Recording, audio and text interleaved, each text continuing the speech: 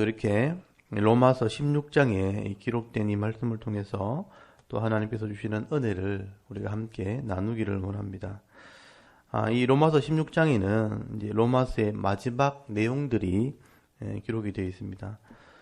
사실상 이 로마서 15장까지 로마서의 핵심이 되는 이 복음에 대한 내용은 다 설명이 되어집니다. 제가 계속 설명을 들었지만 1장부터 8장까지가 어떻게 죄인들이 구원받게 되어지는가, 이방인의 구원에 대한 얘기가 8장까지 이미 다 설명이 됩니다. 그리고 9장부터 11장까지는 먼저 부름을 받았던 이스라엘 사람들의 구원에 대해서 기록을 하고 있고요.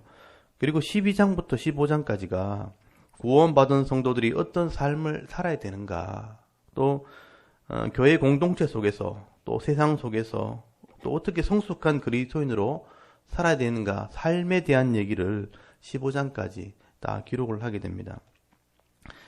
사실 이것은 바울이 3년 동안 에베소에서 사역을 하고 난 뒤에 이걸 정리한 내용이죠. 에베소 사역을 끝내고 난 뒤에 바울이 제자를 양육하면서 가르쳤던 내용들, 3년의 사역의 결과물이 로마서라고 보시면 돼요. 하나님이 구원을 계획하셨고 예수를 통해서 이루셨고 성령을 통해서 믿게 하신다. 그래서 하나님의 구원이 이루어지게 되었다 하는 얘기를, 복음의 핵심을 로마서에 다 정리해서 기록을 했고, 고린도에서 로마에 가기 전에 이것을 미리 편지로 보내게 된 것입니다. 그리고 오늘 이 16장에는 이제 마지막 내용이 기록되어 있는데요. 16장에는 로마서를 전달하게 되어지는 일꾼을 먼저 소개를 하게 됩니다. 그리고 로마서를 읽게 된 그 로마에 있는 성도들에게 문안하는 내용이 나옵니다. 그래서 로마에 있는 성도들의 이름들을 소개를 하고 있고요. 마지막에는 이 로마 성도들에게, 로마에 있는 성도들의 당부하는 당부의 말씀, 특별히 이단을 조심하라는 그런 내용이 기록되어 있습니다. 먼저 이 로마서를 들고 가는 일꾼을 바울이 소개를 하는데요. 여러분 16장 1절을 보시면, 내가 겐그레아 교회의 일꾼으로 있는 우리 자매 베베를 너에게 추천하노니 라고 말씀하죠. 이 베베, 자매라고 되어 있으니까 여자 집사님이죠. 이 베베라는 집사님이 고린도 바로 옆에가 항구 도시 겐그레아라는 곳이 있습니다. 이 고린도에서 배를 타려면 겐그레아 항구로 나가야 되거든요. 그 겐그레아에 사역하고 있는 여자 집사가 바로 베베라는 집사님입니다. 이 베베라는 집사님은 단순한 일꾼이라기보다는 여자 사역자라고 보셔야 돼요. 왜냐하면 이 로마서 같은 이런 이 귀한 서신을 그 집사에게 맡겨서 로마까지 가게 한다는 것은 이 베베라는 집사님이 로마서를 다 이해하고 있다는 얘기입니다. 이 복음에 대한 확신이 있었고 성경에 대한 지식이 없으면 이 로마서를 가지고 갈 수가 없습니다. 왜냐하면 그 당시에 이 사도들의 편지를 들고 간다는 것은 단순히 전달하는 게 아닙니다. 가서 읽어줘야 되고요. 이것을 다 설명을 해줘야 되는 겁니다. 그리고 이 성도들이 이 편지를 듣고 난 뒤에 질문을 하게 되어지면 그 질문에 대한 내용을 답도 다 해줘야 되는 거예요. 그러니까 이 로마서를 이해하지 않고는, 또 로마서를 설명할 수 없다면 이 편지를 들고 갈 수가 없는 겁니다. 그렇다면 이 베베라는 집사님은 지도자라는 거죠. 이 말씀을 가르칠 수 있을 만큼 준비된 사람이라는 것을 알 수가 있는 겁니다. 그래서 이 베베라는 집사님이 2절에 보시면, 그 로마에 도착하게 되어지면 거기 예를 갖추어서 영접해주고 필요한 것을 도와주어라. 그리고 이 베베라는 집사님은 2절 끝에 보시면 그가 여러 사람과 나의 보호자가 되었음이라 라고 되어 있죠. 이 베베라는 여집사님이 여러 사람을 도와줄 수 있었고, 또 바울의 보호자, 나의 보호자니까 바울의 보호자가 되었다는, 이 보호자란 말은 후원자란 뜻입니다. 바울을 후원할 수 있을 만큼 재정적인 재력을 가지고 있는 사람이었다는 것을 알 수가 있죠. 그러니까 이 여자 집사님으로서 사역자이고 또 사도들을 도와줄 수 있을 만큼 준비된 일꾼이었다. 그래서 로마서를 들고 가서 전달할 수 있을 만큼의 사역을 감당하는 사람이었다 하는 것을 말씀을 하게 되는 것입니다. 그래서 이 베베가 로마에 도착하게 되면 거기 2절 한번 보십시오. 너희는 주 안의 성도들을 합당한 예절로 그를 영접하라고 되어 있죠. 영접하고 무엇인지 그에게 소용되는 바를 도와주라. 이렇게 도와줄 만큼 사역자였다는 것을 알 수가 있습니다.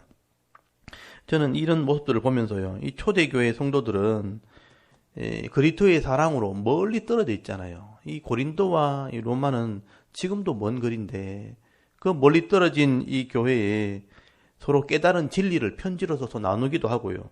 또 필요하면 서로의 필요를 채워주기도 하고 이런 사람들을 보내어 섬기는 모습들을 이렇게 보면 참 교회가 연합을 참 잘했구나, 또 아름답게 섬기는구나 하는 것을 보게 됩니다. 오늘 우리 지금 교회를 한번 보십시오. 이 교회를 보시면 전부 다 개교회잖아요. 지역마다 교회가 다 있지만 개교회 중심이 되어버렸어요. 서로 교류도 힘들고 교제를 나누기도 쉽지 않다는 거예요. 교회 안에 성도들이 이렇게 교제하는 것도 쉽지 않고요. 교회에서 다른 교회 갔을 때 교제하는 게 쉽지 않죠. 여러분, 다른 교회 가서 이렇게 예배 참여하는 거 부담스럽잖아요. 근데 이 초대교회는 그렇지 않았다는 거예요. 서로 일꾼을 보내기도 하고 깨달은 말씀을 편지로 써서 나누기도 하고 또는 물질로 후원해주는 이런 아름다운 섬김이 있는 교회였다 하는 것을 우리가 생각할 수 있는 것입니다. 초대교회는 이렇게 서로 교제하는 교회, 나누는 교회였다는 것입니다. 이 땅에 있는 교회는 다 하나라고 우리가 배우지 않습니까?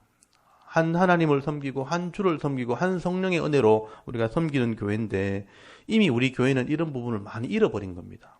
그래서 교회는요, 하나여야 하고 서로 섬기는 교회가 되어야 된다 하는 것을 우리가 이 말씀을 통해서 깨닫게 되는 것입니다. 그래서 저는 이 말씀으로 우리가 하나 된다면, 이 진리의 말씀으로 하나 된다면 우리는 교회가 섬길 수 있다고 저는 생각을 합니다. 그래서 성경을 바로 깨닫고 성경대로 가르치고 서로 섬기고 부족함을 채워주는 은혜가 저는 이 교회 공동체 안에 가득하게 되기를 기대하고 있고 기도하고 있습니다. 저와 여러분이 그런 섬김으로 이 교회를 섬겼으면 좋겠습니다. 그리고 3절부터는요, 이 로마에 있는 이 성도들에게 바울이 안부를 전하는 내용이 나옵니다. 그래서 문안하라라는 표현, 서로 인사하고 안부를 물어라. 이것은 바울의 어떤 믿음의 지경이라고 보시면 돼요. 믿음의 그릇입니다. 바울의 믿음의 지경이 얼마나 큰지 로마에 있는 성도들까지 바울이 다 알고 있었다는 것입니다. 바울은 복음을 전하면서 많은 사람들을 만났고 이 많은 사람들과 좋은 관계를 맺고 있었다는 겁니다.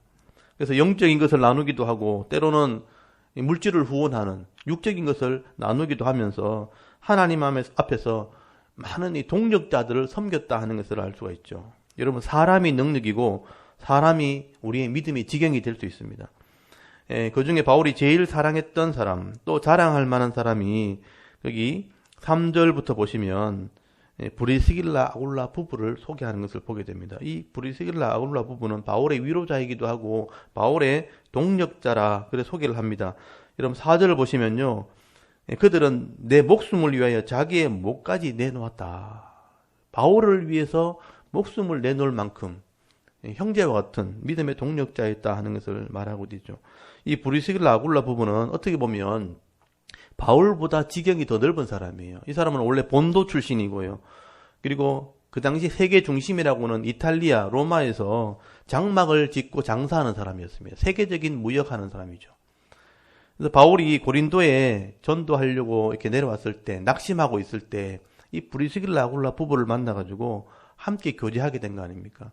바울은 아시아에 머물러 있었지만, 이 브리스길라 아굴라는 세계를 다니는 사람이었거든요. 그래서 아마 바울은 이 브리스길라 아굴라에게 세계적인 눈을 이렇게 뜨게 하는 일을 했을 겁니다. 그러니까 세계의 눈을 뜨게 하는, 로마를 보게 하는 그 역할을 브리스길라 아굴라 부부가 했던 거죠. 또 브리스길라 아굴라 부부는 장사를 하는 장사꾼이었지만 바울에게도 복음을 듣게 되었고 하나님 말씀을 통해서 장사하는 법을 새로 배운 것이죠. 그래서 이 하나님이 주시는 이런 물질이나 이런 하나님 주시는 이 능력을 가지고 어떻게 사용하게 되는지를 바울에게 배웠던 것입니다. 그래서 이 브리스길라 아굴라 부부는 나중에 이 바울에게 최고의 후원자가 되었고 동력자가 되어진 것입니다. 그래서 이 브리스길라 아굴라 부부는 원래 글라우디오 황제 때 로마에서 유대인 추방령 때문에 고린도에 쫓겨났다가 나중에 바울을 만나 예수를 믿게 되었고 이 글라우디오 황제가 죽고 난 뒤에는 다시 로마로 들어간 것 같아요. 오늘 본문에 보시면 로마에 들어가 있고 로마에 있는 브리스길라 아굴라 부부에게 안부를 전하는 거 보면 그 로마에서 다시 사업을 하게 된 것이죠. 그리고 그가 머무는 곳, 브리스길라 아굴라가 부부가 머무는 것이 교회가 되었다고 말씀합니다. 여러분 5절 한번 보십시오. 또 저의 집에 있는 교회도 문안하라. 저의 집이 교회가 된 거예요. 이 브리스길라 아굴라 부부가 바울을 만나서 고린도에서 예수를 믿고 난 뒤에 가는 곳마다 말씀을 전하게 된 것이죠. 집사님들인데. 근데 그것이 교회가 되었다는 겁니다. 그래서 바울이 로마에 있는 이 브리스길라 아굴라의 교회에 안부를 전한다, 문안하라 하는 말을 하게 되는 것이죠. 이 브리스길라 아굴라 부부는 재력 있는 사람으로 장사만 하고 재물만 쫓아다니는 게 아니고요. 그 돈을 가치 있게 쓸 수 있는 법도 배우게 된 것이죠. 여러분 세상은 돈이 능력이잖아요. 근데 이 브리스길라 아굴라는 돈의 능력도 가지고 있고 복음의 능력도 가지고 있는 사람. 그래서 이 사람들의 이름이 제일 먼저 나오는 겁니다. 그리고 바울이 자랑할 만큼 나의 동력자라 할 만큼 그 이름이 성경에 기록되어 있는 것이죠. 그리고 5절 끝에 보시면 아시아의 첫 열매인 에베네도에게 문안하라. 아시아에서 복음을 들었던 사람이 로마에서 신앙생활을 하고 있고요. 그리고 로마에 있는 사람들 중에 여자들이 좀 나오는데요. 6절에 보시면 마리아라는 여인이 나옵니다. 그리고 거기 12절에도 보시면요. 두르베나 또는 두르보사, 버시 같은 사람들은 다 여자 집사들입니다. 여성들로 이름이 기록되어 있죠. 그래서 바울은 이 여자들을 지도자로 세우는 것을 꺼리지 않았다는 거예요. 그래서 우리가 지도자는 이렇게 여자가 될 수 없다고 보통 생각하지만 그 당시 초대교회만 해도 여자들이 다 지도자가 되어 있었다는 것을 우리가 알 수가 있습니다. 그리고 7절에 보시면 바울의 친척들도 있습니다. 바울의 친족들이죠.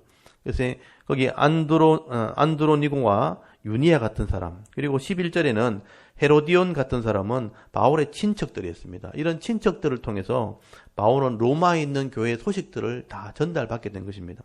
그리고 그 외에 13절에 보시면 이 바울의 어머니라고 할 수 있는 루포의 어머니가 나오죠.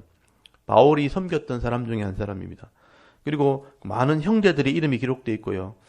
여기 이름이 기록된 사람만 27명입니다. 바울이 로마에 있는 사람들 중에 27명의 이름들을 알고 있었고 그들과 교제를 하고 있었고 서로 문안할 수 있는 그런 관계였다는 것이죠. 바울은 지금 아시아에 있으면서 이렇게 세계의 중심이라고 하는 로마에 있는 성도들과 복음의 교제를 나누고 있는 것을 보면 바울의 믿음의 지경이 얼마나 넓은지 알 수 있는 거죠. 우리가 한국에 살면서 지금 뉴욕에 있는 사람과 교제하는 것과 똑같은 거예요.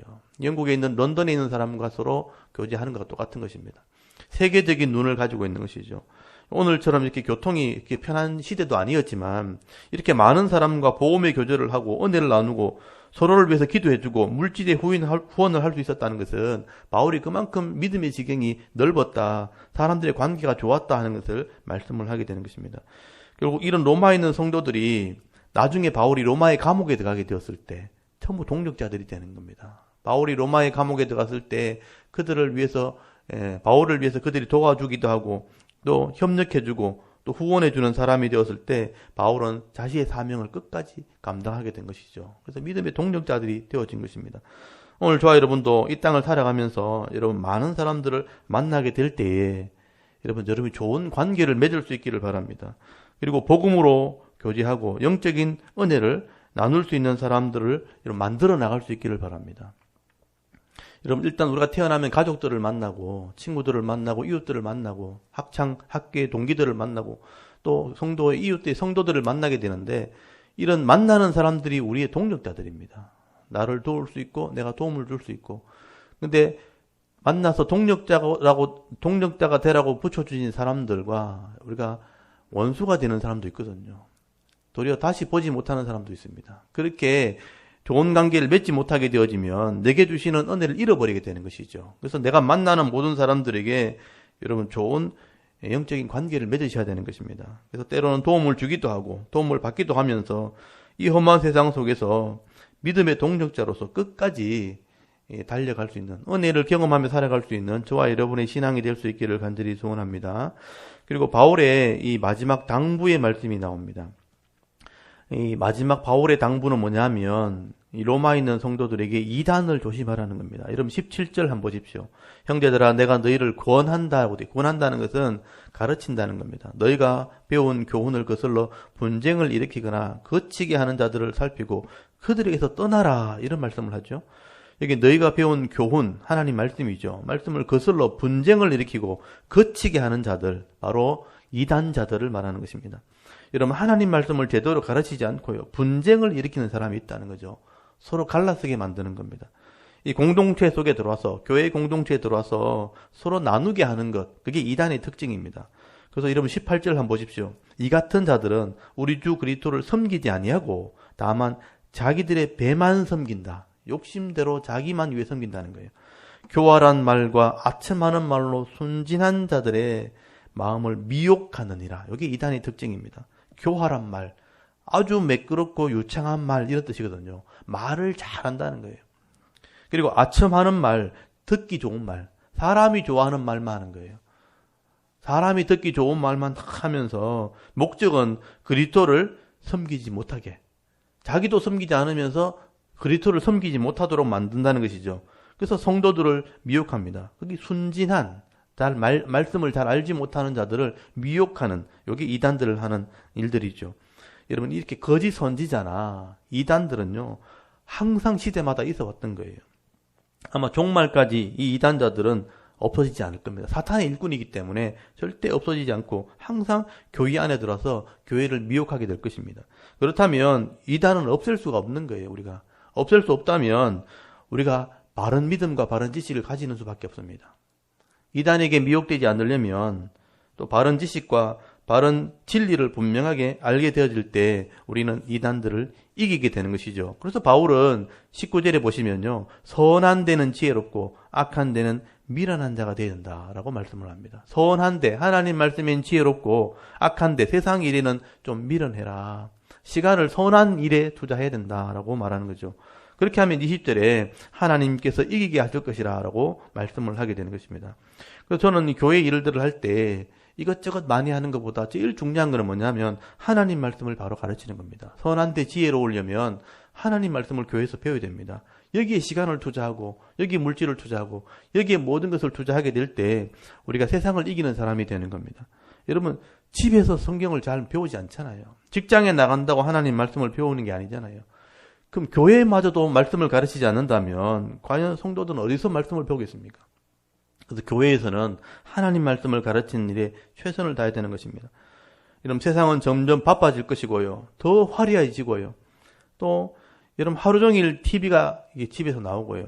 또 이런 세상의 문화 속에서 세상의 가치관을 세상에서 우리가 다 눈으로 듣고 배우는 거 아닙니까? 그래서 거기서 향락과 음란과 폭력을 배우게 되어지고요.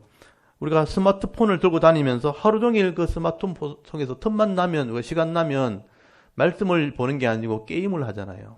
애들 보면 TV를 통해서 세상을 배우고 또 영화나 여러 가지 인터넷을 통해서 세상의 문화를 배우면서 시간만 나면 또 스마트폰을 하고 게임을 하면서 시간을 낭비하게 만들어버린 것입니다. 여러분, 금쪽 같은 시간들을 그렇게 다 허비하게 만드는 것이 세상의 문화라는 것이죠. 이런 게 사탄의 전략이죠. 사탄의 전략은 이단을 만나기도 전에 스스로 무너지게 만들어버립니다. 자기 시간을 관리하지 못하고요. 시곡이나 또는 음욕이나 욕심에 이끌려서, 감정에 이끌려서 내 스스로 무너지게 만드는 것이 사탄의 전략입니다. 그래서 우리가 이런 세상을 바라볼 때 선한 데 지혜로워야 되는 거죠. 하나님 말씀과 선한 데 지혜로워야 되고요. 악한 데는 좀 미련할 필요가 있다. 바울은 그렇게 마지막으로 권면을 하게 되는 것입니다. 오늘도 이 바울의 권면을 따라서 우리가 사탄의 올무에 빠지지 마시고요. 또 사탄의 이런 유혹에 넘어가지 마시고 진리에 거룩해지고 선한 데 지혜로운 자가 되어서 세상을 이기고요. 욕심도 이기고 시간을 잘 관리해서 사탄의 권세를 이기는 삶, 믿음 있는 성도의 삶을 살아갈 수 있는 저와 여러분의 영적인 모습이 될 수 있기를 간절히 소원합니다.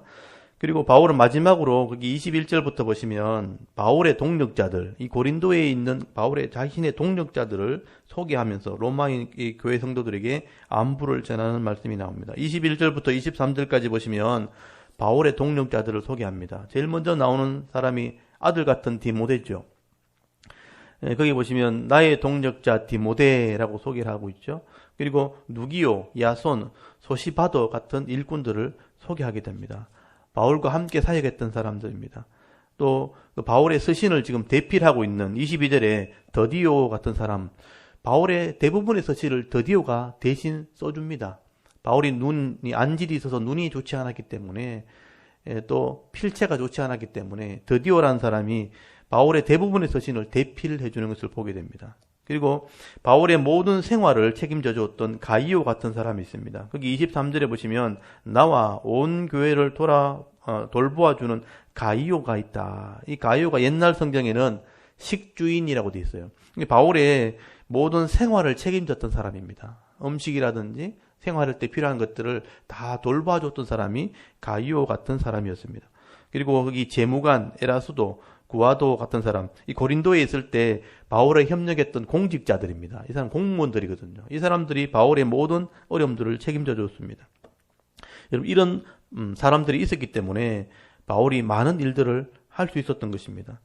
여러분, 혼자 일을 하는 것은 분명히 한계가 있습니다. 아무리 재능이 많아도 혼자 일을 하면 영향력을 미칠 수가 없는 것이죠. 그러나 많은 사람들이 협력하고 서로가 섬기게 되어지면 더 큰 사역을 할 수가 있게 되는 것이죠. 저도 이 개척교회를 하면서 이런 일꾼의 필요성을 많이 느끼게 됩니다. 저도 많은 재능도 있고 많은 일을 할 수 있지만 여러분, 많은 사람들에게 영향력을 미치기 위해서는 더 많은 일꾼들이 필요하다는 것을 제가 느끼게 되는 거죠. 은사와 또 재능을 가지고 함께 섬기게 되어지면 많은 사람들에게 은혜를 끼칠 수 있는 교회 사역이 되게 되는 것입니다. 그래서 저는 이런 생각을 하게 되죠. 함께 일하는 것, 함께 사역하는 것 자체가 복이고 은혜라는 것입니다. 여러분, 같은 시대에 태어나서 하나님의 일에 같은 사역을 하면서 만날 수 있다는 것 자체가 복이고 은혜라는 것이죠. 그래서 기회만 있다면 많은 사람들과 함께 이렇게 사역하고 또 섬길 수 있는, 이 기쁨을 누릴 수 있는 그런 은혜가 있기를 바랍니다. 바울은 지금 그런 동력자들과 그런 은혜를 나누게 되는 것입니다. 그리고 이 바울의 마지막 송령이 나오게 되는데요. 거기 25절부터 바울의 마지막 송령이 기록되어 있습니다. 이 마지막 송령은 찬송입니다. 복음으로 죄인을 구원하시는 이 하나님의 영광을 찬송을 하게 되는 겁니다. 이 복음, 이 기쁜 소식을 세상에 알게 하신 하나님의 은혜를 노래한 것입니다.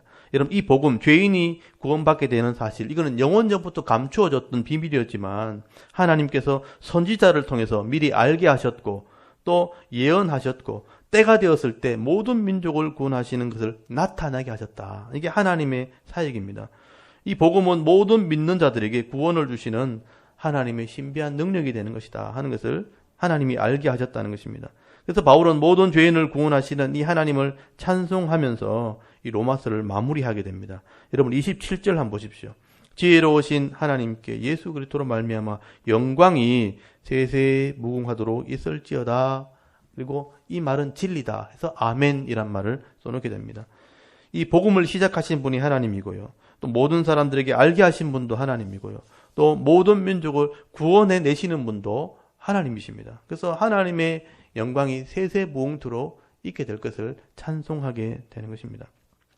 바울은 이렇게 이 복음 전하는 일꾼이 되었고요. 또 하나님의 영광에 참여하는 자가 된 것입니다. 오늘 저와 여러분도 이 교회의 공동체가 되었다는 것은 이 복음의 동력자가 된 것이죠. 바울이 전하는 이 복음의 의미를 우리가 잘 깨달으셨어요. 많은 사람들을 하나님께로 인도함으로 하나님의 영광에 참여하는 복을 누리는 것, 그게 성도의 복인 것입니다. 오늘 저와 여러분도 바울과 함께 이 죄인을 구원하는, 하나님께 영광을 드러내는 이 사역에 함께 참여하는 복을 받을 수 있는 귀한 성도가 될 수 있기를 바랍니다. 오늘 이렇게 로마서를 마무리하면서요, 다시 한번 이 바울이 전하는 복음이 무엇인가 여러분 잘 정리하시고요. 그리고 이 로마서 16장 마지막에 나오는 이 사람들의 이름을 한번 보시면서 사람이 참 귀하다, 이런 일꾼들과 함께 우리가 사역할 때 복이 있다 하는 것을 다시 한번 묵상할 수 있기를 바랍니다. 그래서 내게 붙여진 사람들, 모든 사람들과 여러분 좋은 관계를 맺으시고 또 하나님의 영광에 참여함으로써 이 복음을 전하면서 일평생 하나님의 은혜와 영광을 누리면서 남은 생을 살아갈 수 있는 저와 여러분의 신앙의 모습이 될 수 있기를 주의 이름으로 축원합니다. 아멘. 잠깐 기도드리겠습니다.